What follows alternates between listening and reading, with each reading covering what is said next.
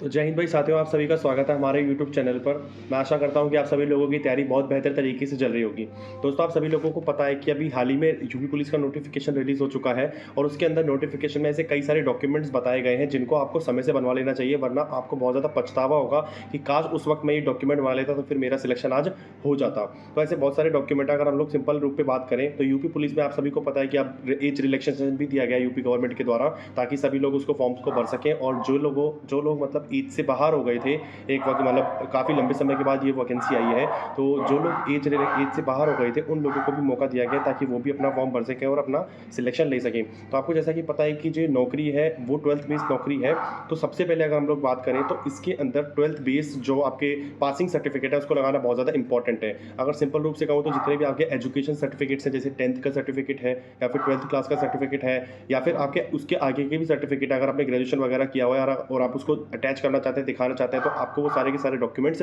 लगाने होंगे। एक बात का ध्यान रखिए दोस्तों, जिस समय आप फॉर्म भरेंगे उस समय आपका जो नाम है, डिटेल्स है, डेट ऑफ बर्थ है, माता पिता का नाम है, उनकी स्पेलिंग्स बिल्कुल ठीक तरीके से भरें, क्योंकि एक बार फॉर्म भरे जाने के बाद वो स्पेलिंग्स जो है ठीक नहीं होगी, एडिट उनको नहीं किया जा सकता, जिसकी वजह से ऐसा भी हो सकता है कि आप डॉक्यूमेंट वेरिफिकेशन के टाइम पर बाहर कर दिया जाए या फिर आपको एग्जाम भी ना देने दिया जाए। तो अपने जो नाम की स्पेलिंग्स है वो 10th क्लास की मार्कशीट के हिसाब से ही भरें। अब जब बात कर लेते हैं डोमिसाइल सर्टिफिकेट यानी कि निवास प्रमाण पत्र की, तो दोस्तों ये जो निवास प्रमाण पत्र है ये सबसे ज़्यादा इंपॉर्टेंट है यूपी के बच्चों के लिए। जैसा कि आप सभी लोग जानते हैं ये यूपी पुलिस की वैकेंसी है, तो जो भी बच्चे यूपी के हैं यानी कि उत्तर प्रदेश के हैं उनको निवास प्रमाण पत्र बनाने की बहुत ज़्यादा आवश्यकता है। नया हो चाहे पुराना, इससे मैटर नहीं करता, पुराना या नया दोनों ही चल जाएगा। लेकिन एक बात का ध्यान रखिए, क्योंकि अभी ऑनलाइन का ज़माना है, सारी चीज़ें ऑनलाइन हो चुकी हैं, तो जो डोमिसाइल है उसका जो डेटा है वो ऑनलाइन चढ़ा हुआ होना वो काफ़ी ज़्यादा ज़रूरी है। और जितने भी अदर स्टेट के हमारे बच्चे हैं, जैसे फॉर एग्जांपल अगर आप यूपी के हैं और अगर मैं दिल्ली का हूं, तो फिर हम लोगों को एक चीज़ का ध्यान रखना है कि जितने भी अदर स्टेट के बच्चे हैं वो सभी लोगों को कोई भी ज़रूरत नहीं है डोमिसाइल बनवाने की, क्योंकि वो अदर स्टेट में काउंट होंगे। तो डोमिसाइल बनवाने के लिए मैं यही कहूँगा कि आपका जो डोमिसाइल है वो नया हो पुराना उससे मैटर नहीं करता। अगर आप यूपी के हैं तो आपके पास डोमिसाइल सर्टिफिकेट सिर्फ होना चाहिए। अब हम बात करते हैं कि कास्ट सर्टिफिकेट की। तो दोस्तों जो कास्ट सर्टिफिकेट है वो सिर्फ यूपी के बच्चों को ही चाहिए, अदर स्टेट के बच्चों को नहीं चाहिए, क्योंकि जितने भी अदर स्टेट के बच्चे हैं वो यूपी के अंदर जनरल में ही काउंट होंगे। और अगर वो जर्नल में काउंट होंगे तो जर्नल के लिए तो कोई भी सर्टिफिकेट बनवाने की कोई भी आवश्यकता नहीं रहती है ना। तो अगर हम बात करें कि जो यूपी के बच्चे हैं उनको कास्ट सर्टिफिकेट बनवाने की काफ़ी ज़्यादा आवश्यकता है। और कास्ट सर्टिफिकेट में उनको एक बात का ध्यान रखना है कि जो कास्ट सर्टिफिकेट है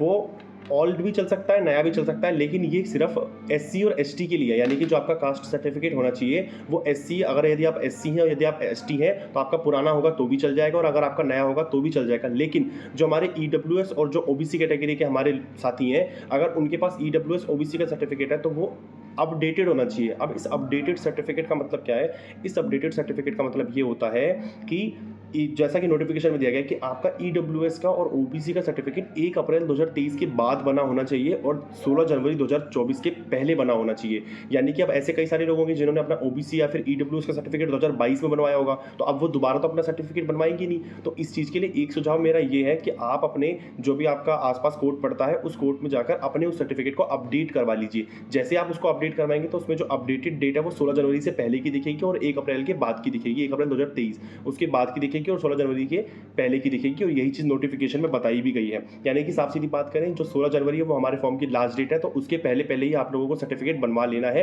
अगर आप ईडब्ल्यूएस ओबीसी है तो। और यदि आप एससी और एसटी हैं तो आपको कोई भी प्रॉब्लम नहीं है, आप आराम से अपने पुराने सर्टिफिकेट के साथ ही जा सकते हैं, उसमें कोई भी प्रॉब्लम नहीं होगी। और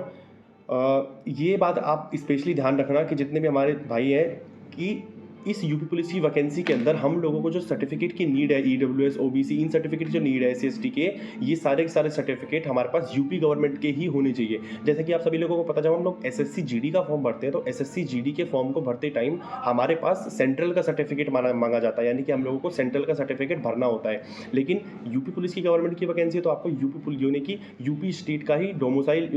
यूपी स्टेट का ही आपको कास्ट सर्टिफिकेट चाहिए होगा, आपको इसमें सेंट्रल का सर्टिफिकेट नहीं चाहिए। और अगर हम लोग बात करें गर्ल्स की, तो आपको गर्ल्स को इस बात का स्पेशल ध्यान रखना है डोमिसाइल बनवाते टाइम या फिर डोमिसाइल को प्रेजेंट करते टाइम कि जो डोमिसाइल आप लोगों का चाहिए होगा, वो जो डोमिसाइल है, डोमिसाइल आपके, यदि आपकी मान लीजिए शादी हो गई है अभी, यदि आपकी शादी नहीं हुई तो आपके पिता के नाम पर वो डोमिसाइल होगा, आपके फादर्स नेम में वो आएगा। और यदि आपकी शादी हो गई है तो अब जो डोमिसाइल बनेगा वो आपके हस्बैंड का नेम का बनेगा, लेकिन वो डोमिसाइल बिल्कुल भी मान्य नहीं है। यदि आपकी शादी हो चुकी है तो आप अपने पिताजी के नाम पे, यानी कि जहाँ पे आपके पिताजी अभी रहते हैं, उस निवास प्रमाण पत्र पे अपना डोमिसाइल बनवाइए, जिसमें आपके फादर्स नेम में आपके पापा का नाम आएगा,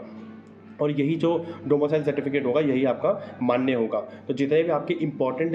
एजुकेशन सर्टिफिकेट है, जैसे 10th का सर्टिफिकेट हो गया, या फिर जैसे 12th क्लास का सर्टिफिकेट हो गया, या फिर हम लोग बात करें कि जैसे हमारे पास डोमिसाइल सर्टिफिकेट हो गए या फिर कास्ट सर्टिफिकेट हो गए, तो दोस्तों जितना भी आपके पास समय है उस समय के अंदर आप अपने डॉक्यूमेंट्स को, जैसे EWS और OBC वाले हैं वो अपने OBC इनके सर्टिफिकेट को अपडेट करवा लें, ताकि 16 जनवरी की पहली डेट में अपडेट हो जाए और उनको DV के टाइम पर कोई भी दिक्कत ना हो। और जो डोमिसाइल की बात है, तो यूपी में रहने वाले बच्चे हैं उन लोगों को सर्टिफिकेट होना चाहिए, नया हो पुराना हो ये मैटर नहीं करता, लेकिन ऑनलाइन का जमाना है तो आपके पास जो सर्टिफिकेट होना चाहिए उसका डाटा ऑनलाइन जरूर चढ़ा हुआ होना चाहिए। जब उसका डाटा ऑनलाइन चढ़ा हुआ होगा तो इसमें क्या होगा कि उनको कोई भी प्रॉब्लम नहीं होगी बाद में DV के टाइम पर। और अगर हम लोग बात करें, जैसे एजुकेशन सर्टिफिकेट हो गया, आपको वो पूरी रखनी है, जैसे 10th क्लास का और 12th क्लास का certificate, domicile certificate, caste certificate, इन चीज़ों को आपको पूरा रखना है। और जो एज रिलैक्सेशन की बात करें तो अदर स्टेट के जो बच्चे हैं उनको 18 से, यदि वो 22 साल के बीच में हैं तो वो फॉर्म को भर सकते हैं। और एज रिलैक्सेशन की बात करें तो आपको पता है सभी लोगों को 2-2 साल का जो एज रिलैक्सेशन है वो दिया गया है। और गर्ल्स इस बात का स्पेशल ध्यान रखें कि जो गर्ल्स कैटेगरी की लड़कियां हैं, गर्ल्स हैं,